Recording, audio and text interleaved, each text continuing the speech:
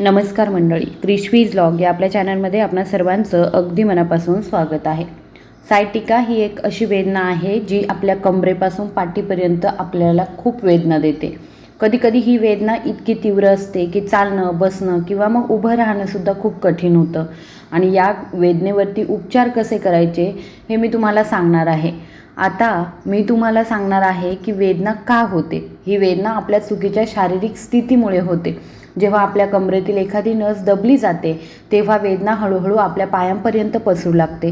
जेव्हा आपले पाय खूप वेगाने दुखू लागतात तेव्हा आपल्याला याची जाणीव होते.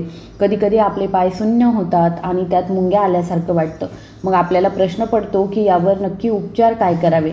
सायटिका ही एक अशी नस आहे जी नितंबापासून पायाच्या बोटापर्यंत जाते. ही आपली सर्वात लांब नस आहे. जेव्हा ती दबली जाते तेव्हा आपल्या पायांमध्ये तीव्र वेदना होतात. उदाहरणार्थ, योग्य पाणी पुरवठा असलेल्या पाण्याच्या पाईपची कल्पना करा. जर आपण त्यावर आपला पाय दाबला तर त्याचा प्रवाह थांबतो. त्याचप्रमाणे जेव्हा आपल्या कमरेपासून नितंबामार्गे पायाच्या बोटापर्यंत जाणारी सायटिका नस दबली जाते तेव्हा रक्ताभिसरणामध्ये अडथळा येतो आणि त्यामुळे तीव्र वेदना होतात. जेव्हा रक्ताभिसरण होत नाही तेव्हा आपले पाय दुखतात आणि ते निष्प्राण होऊ लागतात. आज मी तुम्हाला या समस्येवर उपचार करण्यासाठी काही उपाय सांगणार आहे. हे घरगुती उपाय तुम्ही घरी सहज करू शकता. मी तुम्हाला जे व्यायाम सांगणार आहे ते तुम्ही घरी करू शकता आणि तुमचा सायटिका घरीच बरा होईल. तुम्हाला वेदनाशामक गोळ्या घेण्याचीही गरज नाही. तुम्हाला कोणतेही अतिरिक्त औषध विकत घेण्याची सुद्धा गरज भासणार नाही. तुम्ही या आजारावरती घरीच अगदी सहजपणे उपचार करू शकता. हा आजार व्यायाम आणि तुमच्या आहाराने बरा होऊ शकतो. आज मी तुम्हाला जो आहार सांगणार आहे तो सायटिकावर रामबाण उपाय आहे आणि जर तुम्ही मी सांगितलेला व्यायाम केला तर तुमचा सायटिका खूपच लवकर बरा होईल. तर आता मी तुम्हाला सांगणार आहे की सायटिका बरा करण्यासाठी कोणता आहार प्रभावी आहे. सर्वप्रथम आपल्याला हळद घेणं आवश्यक आहे. हळदीमध्ये दाहशामक गुणधर्म असतात जे सूज कमी करण्यास आणि कमजोर स्नायूंना मजबूत करण्यास मदत करतात. हळदीमध्ये कर्क्युमिन आढळतं जे सूज खूप लवकर कमी करतं. हळदीसोबतच दुधाचाही वापर करावा कारण त्यात कॅल्शियम असतं आणि तुम्ही हळदीच्या दुधाबद्दल ऐकलं असेलच. जर तुम्ही रोज रात्री अर्धा ग्लास हळदीचं दूध प्याल तर तुमच्या शरीरातील सूज आणि सायटिका नसेवरील दाब यांपासून प्रचंड आराम मिळू शकतो. आता ते कसं तयार करायचं ते तयार करण्यासाठी अर्धा चमचा हळद अर्धा ग्लास दुधामध्ये रंग बदलेपर्यंत उकळून घ्यायची आहे. ते तयार करण्यासाठी रात्री झोपण्यापूर्वी तुम्ही त्याचा वापर करू शकता. सकाळी उठल्यावर तुमच्या शरीरातील ताठरपणा आणि कडकपणा म्हणजेच स्नायूंचं आकुंचन हळूहळू कमी होऊ लागेल आणि 7 ते 8 दिवसांमध्ये तुम्हाला सकारात्मक परिणामही दिसू लागतील. आता मी तुम्हाला आणखी एका गोष्टीबद्दल सांगणार आहे. दुसरी गोष्ट आहे ती म्हणजे आलं. कारण आलं देखील सूज कमी करण्यास मदत करतं. त्यात असे औषधी गुणधर्म आहेत जे सूज म्हणजेच आपल्या शरीरातील वेदना कमी करू शकतात आणि त्वरित आराम देऊ शकतात. 1 चमचा आलं 1 कप पाण्यामध्ये पाणी अर्ध होईपर्यंत उकळून घ्यायचं आहे. पाणी अर्ध झाल्यावरती ते गाळून घ्या आणि सकाळी व संध्याकाळी जेवणानंतर ते प्या.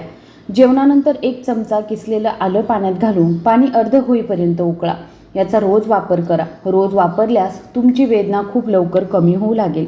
हळूहळू तुमच्या सायटिकाच्या वेदनेपासून तुम्हाला लक्षणीय आराम मिळू लागेल ज्यामुळे तुमच्या नसांवर दाब येतो. तिसरं म्हणजे आपण ओमेगा 3 फॅटी ॲसिडने समृद्ध असलेले पदार्थ खावेत. हे आपल्या संपूर्ण आरोग्यासाठी अत्यंत फायदेशीर आहे. ओमेगा 3 फॅटी ॲसिड आपले स्नायू मजबूत करतात. यासाठी तुम्ही मासे, अंडी, दही, दूध आणि मासे यांसारख्या पदार्थांचा वापर करू शकता. तुम्ही अक्रोड किंवा जवस यांचाही वापर करू शकता.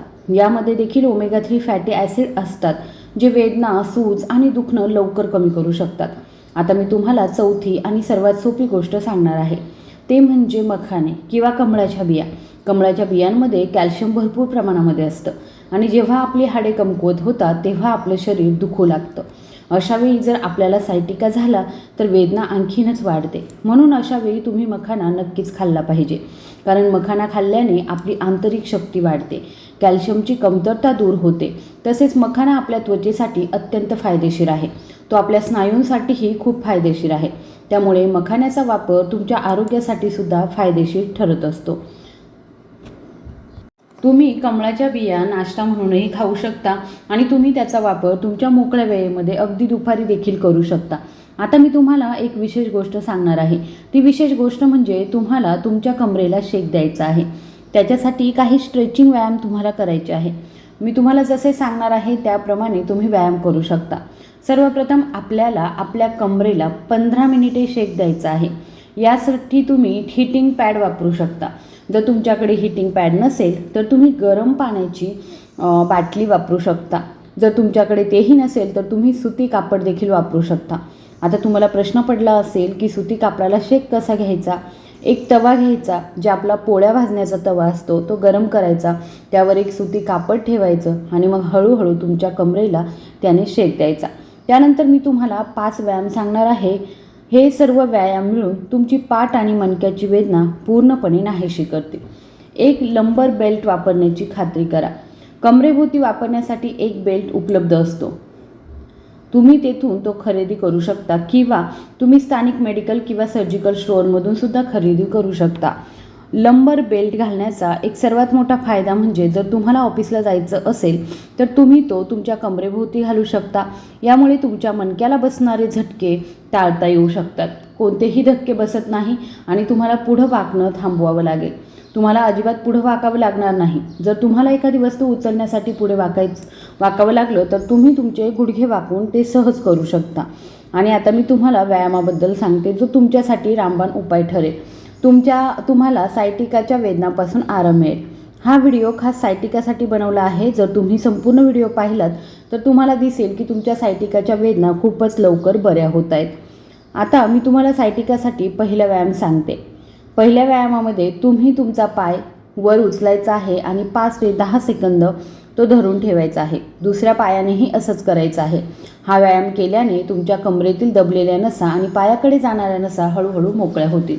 तुमच्या पायातील बधिरता, पायातील कंप तुम्हाला जाणवू लागेल.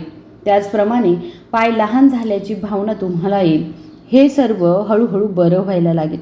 हा व्यायाम तुमच्या नितंबांच्या सांध्यांची योग्य हालचाल देखील पूर्ववत करेल. आपण अनेकदा पाहिलं की सायटिकाच्या त्रासामुळे आपल्या नितंबांची हालचाल मर्यादित होते. नितंबांच्या हालचालीचा हा अभाव नितंबातील वेदनेमुळे होत असतो आणि ही वेदना नितंबाच्या सांध्याला पूर्णपणे हलू देत नाही, ज्यामुळे आपल्याला पाय सरळ ठेवून चालावं लागतं आणि परिणामी लंगडणं येतं. हा त्रास कमी करण्यासाठी आणि तुमचे पाय मजबूत करण्यासाठी हा व्यायाम अत्यंत फायदेशीर आहे. हा व्यायाम केल्याने तुमचे पाय लवकर मजबूत होतील, तुमचे पाय अधिक मजबूत वाटू लागतील आणि तुमचा सायटिकासुद्धा बरा होईल. आता मी तुम्हाला तिसऱ्या व्यायामाची ओळख करून देणार आहे. या व्यायामामध्ये तुमचा पाय अशा प्रकारे वाकवा की तुम्ही तुमचा पाय आतल्या बाजूला दाबाल. म्हणजेच तुमचा हात गुडघ्यावर ठेवा आणि आतल्या बाजूला दाबा. तुम्ही दुसऱ्या पायानेही तसेच कराल. या व्यायामामुळे तुमचे गुडघे जे पूर्णपणे वाकलेले नाहीत आणि तुमचे नितंब हलतील. दाबलेल्या नसा मोकळ्या करण्यासाठी हा व्यायाम खूप प्रभावी आहे. अगदी तुमच्या कमरेमुळे दबलेल्या नसासुद्धा जेव्हा आपण आपले पाय अशा प्रकारे दाबतो तेव्हा आपल्याला आपल्या मणक्यामध्ये दाब जाणवतो. हळूहळू आतल्या बाजूला दाब देऊन आपल्याला हे जाणवेल. आपला मणका सरळ होईल आणि आपल्या नसांवरील दाब हळूहळू कमी होईल. हा दाब कमी करण्यासाठी हा व्यायाम खूप फायदेशीर आहे. हा व्यायाम एका पायाने किमान 20 वेळा करा आणि दुसऱ्या पायाने किमान 20 वेळा. व्यायाम केल्यानंतर 5 ते 10 सेकंद धरून ठेवण्याची खात्री करा. याचा अर्थ व्यायाम अशा स्थितीमध्ये 5 ते 10 सेकंद धरून ठेवणं गरजेचं आहे. हा धरून ठेवल्यामुळे दबलेली नस मोकळी होणं सोपं होतं. ती लवकर बरी होते कारण दाब दिल्यामुळे निर्माण झालेला दाब हळूहळू कमी होतो.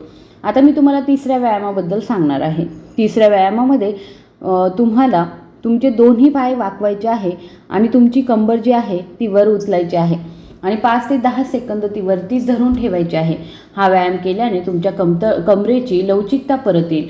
तुमच्या पाठीच्या कण्यातील ताठरपणा कमी करण्यासाठी आणि पाठीतील फुगलेल्या डिस्कमुळे दाबल्या गेलेल्या नसा मोकळ्या करण्यासाठी हा एक अत्यंत फायदेशीर व्यायाम आहे. तुम्ही हा व्यायाम किमान 20 वेळा केला पाहिजे.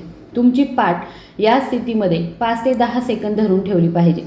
जेव्हा तुम्ही तुमची पाठ 5 ते 10 सेकंद वरती धरून ठेवता तेव्हा तुम्हाला त्याचे फायदे सर्वात जास्त जाणवतील, कारण तुम्हाला तुमच्या पाठीवर दाब जाणवेल आणि जर तुम्ही हा व्यायाम खूप घाईने केला तर तुम्हाला त्याचे फायदे मिळणार नाहीत. आता मी तुम्हाला चौथ्या व्यायामाबद्दल सांगणार आहे. या व्यायामामध्ये तुम्ही तुमचे दोन्ही हात डोक्याखाली ठेवायचे आहेत. त्याचप्रमाणे तुम्ही तुमचे दोन्ही हात डोक्याखाली ठेवून तुमचे पाय वाकवू शकता। जेव्हा तुम्ही डावीकडे पाहाल तेव्हा तुमचे पाय उजवीकडे वाकवा, जेव्हा तुम्ही उजवीकडे पाहाल तेव्हा तुमचे पाय डावीकडे वाकवा। हा व्यायाम केल्याने दबलेल्या नसा मोकळ्या होतात। दबलेल्या नसा मोकळ्या करण्यासाठी आणि पाठीसाठी एक उत्तम व्यायाम आहे। तुम्ही तो व्यायाम किमान 20 वेळा तरी केला पाहिजे, तरच तुम्हाला त्याचे फायदे जाणवतील। तुमच्या मणक्यातील कोणताही हलकासा भाग सरळ करण्यासाठी हा व्यायाम फायदेशीर आहे। तुमच्या मणक्याची लवचिकता वाढवण्यासाठी सुद्धा हा खूप फायदेशीर आहे, कारण हा व्यायाम आपल्या डिस्कसाठी, विशेषतः स्लिप डिस्कसारख्या वर खाली होणाऱ्या डिस्कसाठी खूप फायदेशीर आहे। तुम्ही हा व्यायाम एका वेळी 5 ते 10 सेकंदांसाठी तरी केला पाहिजे आणि तुम्ही पाहाल की जर तुम्ही हा व्यायाम सलग 15 ते 20 दिवस कराल तर तुम्हाला असे मोठे फायदे जाणवतील जे तुम्हाला औषध घेऊनही कधीच जाणवले नसते। तुम्हाला हा व्हिडिओ आवडला असेल तर कृपया व्हिडिओला लाईक करा, चॅनलला सबस्क्राईब करायला विसरू नका। धन्यवाद।